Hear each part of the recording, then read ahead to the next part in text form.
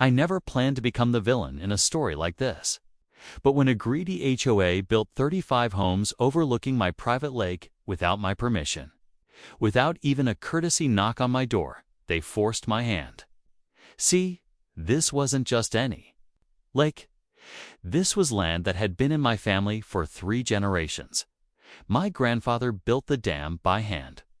I grew up fishing there, watching sunsets bounce off the water. It wasn't just water, it was history, peace, and the last piece of something real in a world full of concrete and HOA politics. At first, it was just surveyors. Then came the rumble of trucks, and before I could blink, houses started going up. Brand new, overpriced homes stacked like boxes on a shelf, all with perfect views of my lake. No one asked. No one paid. The HOA told me it was common use. Now, as if my name wasn't still on the deed. When I pushed back, they laughed. They said the land was part of a rezoning initiative and that their paperwork was solid. But here's what they didn't know. The dam wasn't city-maintained. It wasn't regulated, was old school. Mine tucked away under wild brush and trees, completely under the radar. So when I saw the final row of houses going up and the lake access for residents-only signs being posted, something in me snapped. I didn't do anything right away. I watched. I waited. I let the lawns get watered, the docks get built, the barbecues and paddleboards roll in. Then I took a walk, just like my granddad used to. Only this time, I brought a wrench. You'd be surprised how quiet it is when a dam opens, just a low groan and a sudden silence. What came next? Well, let's just say the HOA finally knocked on my door. Only now, they weren't smiling. And that's when things really got complicated. When they showed up at my door, the HOA president was soaked to the knees, shirt clinging to him, face red and tight with panic. Behind him, a few other residents stumbled up my gravel path, shouting questions and threats all at once. I didn't answer the door right away. I just stood there behind the curtain, watching them through the dusty glass. Hearing their voices bounce off the porch wood. It was strange how fast everything shifted from smug entitlement to full-blown desperation, all in the time it takes. Water to rise. They had no idea how the dam worked or how long it would keep releasing water. That was the thing. They had poured millions into those cookie-cutter homes, slapped on bright siding, planted fake grass, and assumed nature would just cooperate. But the lake wasn't part of their master plan. It was mine. My property line. Went right through the trees they ignored. The same trees that hid the old lockbox on the dam gate. The HOA had bullied others before me. I'd heard about it. A farmer 2 miles out was fined for a fence color they didn't like. Another neighbor got a lien slapped on his house because his truck was parked too visible from the street. They acted like gods of the neighborhood, with their little bylaws and their smug smiles at monthly meetings. But the problem was, they thought the whole world worked on paper. They forgot what land feels like when it's been earned, not bought. I had tried to warn them once. Months back, when the first lot was cleared, I drove down and asked who was in charge. Some kid in a polo with a clipboard looked at me like I was trespassing on my own soil. Told me if I had complaints, I should contact the development board. He didn't even know my name. Didn't care. Now the roles were reversed. And while the water crept higher, soaking decks and yards, creeping into basements they didn't bother to waterproof, all I could think was, this storm wasn't over. Not by a long shot. The strange part was, some of the new homeowners still didn't realize what was happening. A few thought the rising water was just from a heavy storm. They posted pictures online, kayaks floating in driveways, kids playing in puddles like it was some kind of lakeside resort bonus. But the ones who lived closest to the water, the ones who saw their patios vanish and foundation crack lines form, they knew something wasn't right. And soon, word started spreading that it wasn't a freak flood, was the dam. My dam. That's when the HOA tried to flip the narrative. They sent out an emergency newsletter, blaming a maintenance failure on private infrastructure, basically trying to make it sound like I had neglected something that wasn't even theirs to touch. But a few older residents, the ones who'd been here before the development started, they remembered. They knew the lake was never part of the HOA jurisdiction. They knew it was off limits, and they warned the board months ago not to build so close. Of course, no one listened then.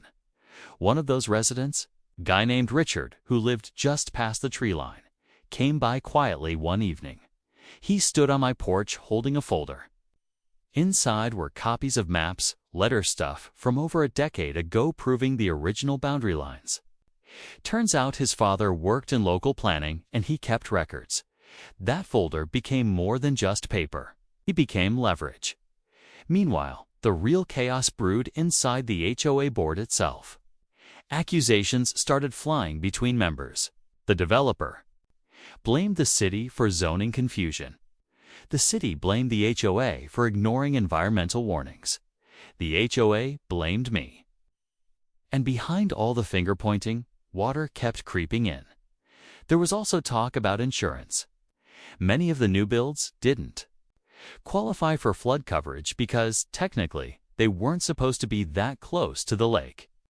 Some agents were already refusing claims. A few residents tried to contact lawyers, but the legal lines got blurry fast when private land, faulty maps, and neglected warnings were involved. And while they scrambled, something deeper started to take shape, something no one had planned for.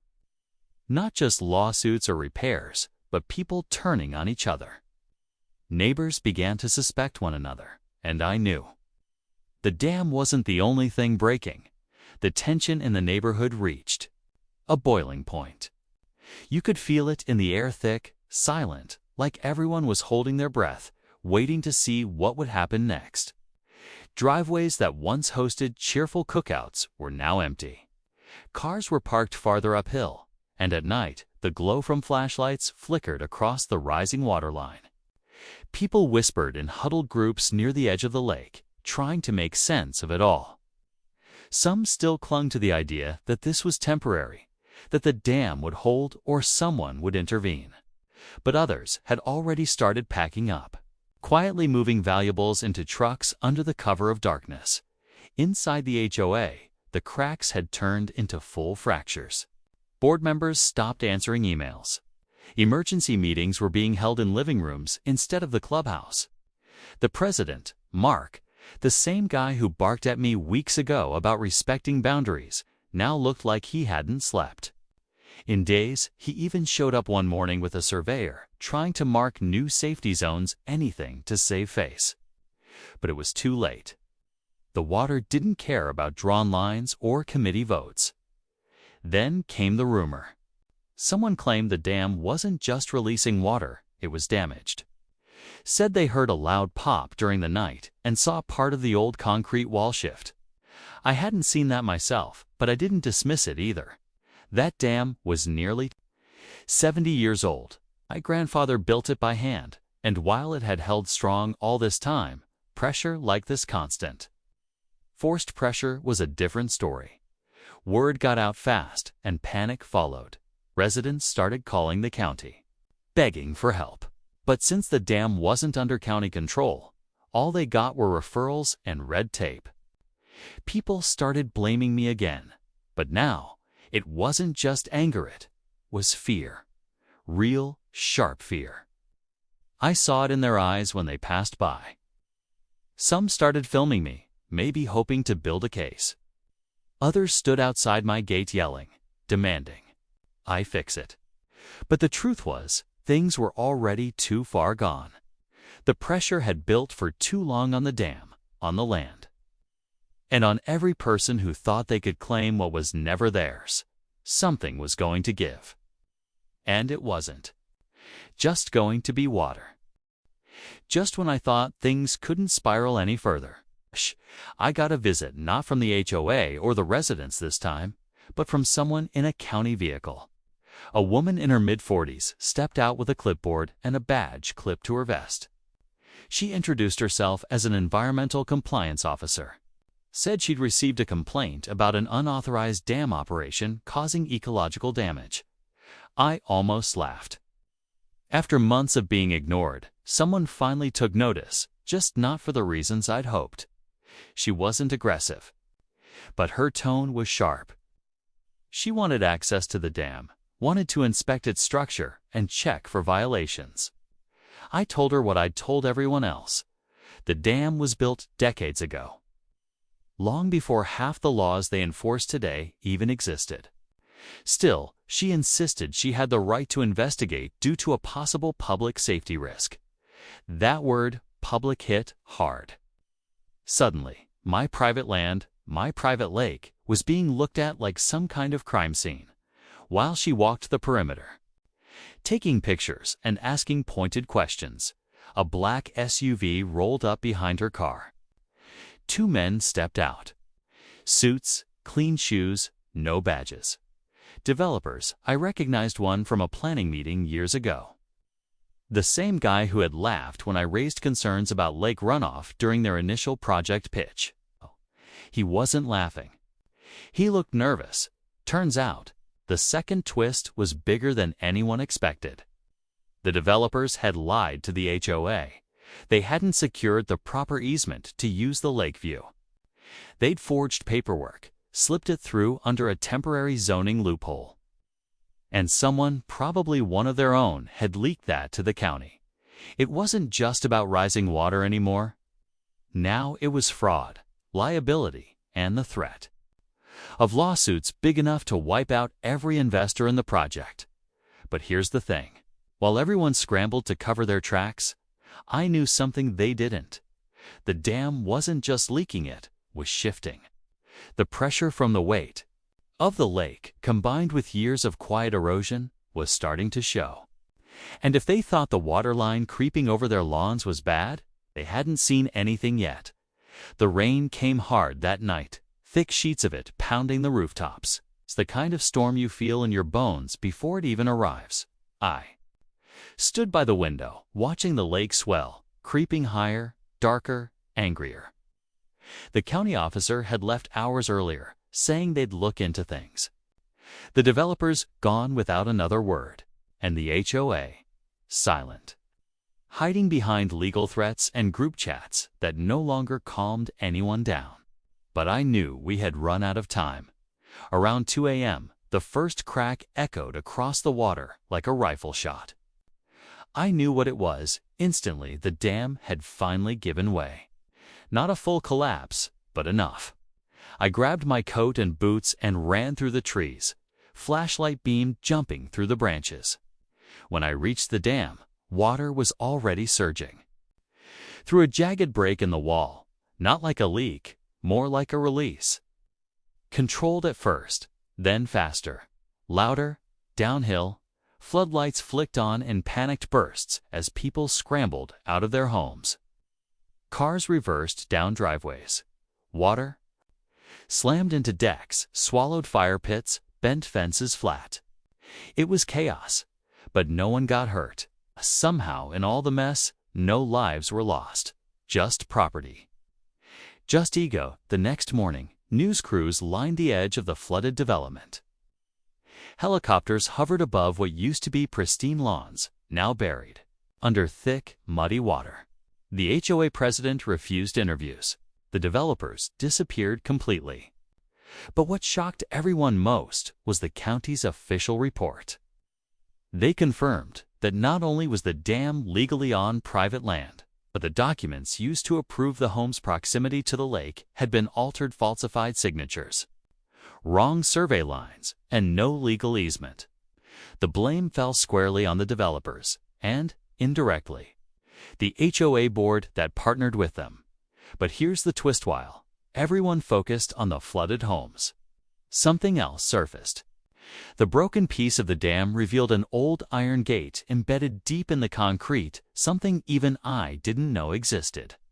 Behind it, a hidden runoff channel, part of my grandfather's original design. It turns out he built a backup, a quiet, fail-safe. The real irony: If they'd asked me just once, I could have opened that gate months ago, saved everything. But they didn't. And now, the lake's not just mine. Against a reminder. Some things you can't take by force. Weeks passed. The floodwater slowly drained away through the old runoff channel, leaving behind warped decks, cracked sidewalks, and silence. Most of the homeowners moved out, either by choice or through insurance disputes. The HOA dissolved after the lawsuits started stacking up.